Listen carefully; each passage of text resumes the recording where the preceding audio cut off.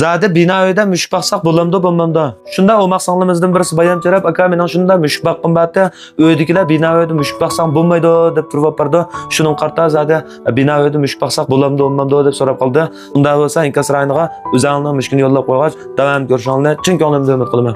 Bo'libmi ping-pong o'ylar qilgan vaqtda bina o'yladi müşk baksak tamamen bo'ldi. Unda bo'lsa gapni yanlamış ping-pong o'yildan boshlasak, ping-pong o'yildi baqqan müşklar ko'pincha talatuzliga chiqib o'ynaydi, erkin azada juralaydi. Lekin ko'pinchilgan bolalar yandan ping-pong o'yladi yoki bina o'yladi bo'lsin, müşk baqqan vaqtda aldira vaksinasini o'g'izmaydi. Ko'pincha müşklar talatuzliga chiqib o'ynagan vaqtda har xil yuqumli kasalliklar va yoki boshqa xil müşklar bilan fuchqishib qilish, ortiqchilik taraflari bor ping-pong o'yladi baqqandan.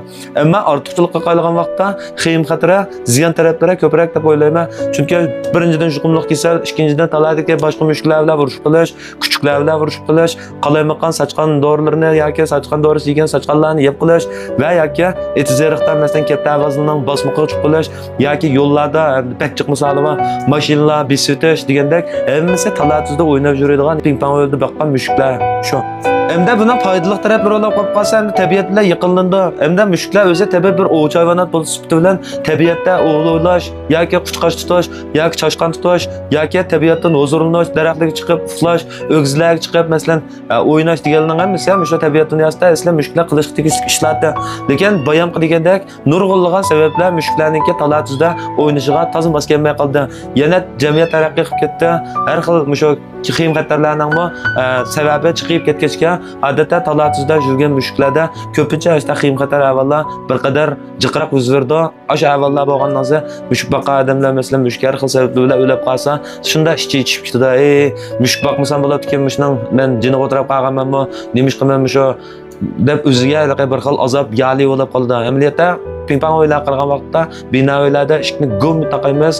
Bino o'yinlardan ishib boqqan mushuklar bo'lsa, birinchidan bularningki biz ta'rifini ko'rib turib, salomatligini bilalaymiz. Bugun kayfiyatining nadindachiligini, yeb ichgan avvalning qandoqligini, hamda bularning badandagi qurut, parazit qurut va yoki vaksina degan ishlarga diqqat qilgan asosda baqalaymiz.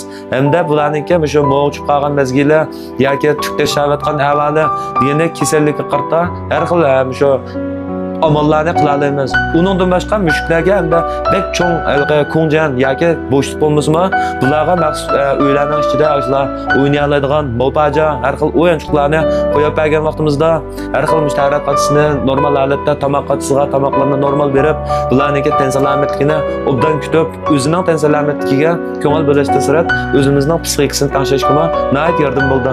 Meningcha bino o'yinlarda qilgan mushuklarningki umri uzun bo'ladi. Yana har xil ishlarga diqqat qilgan vaqtda mushuklar yaxshi beqiladi, umri uzun bo'ladi.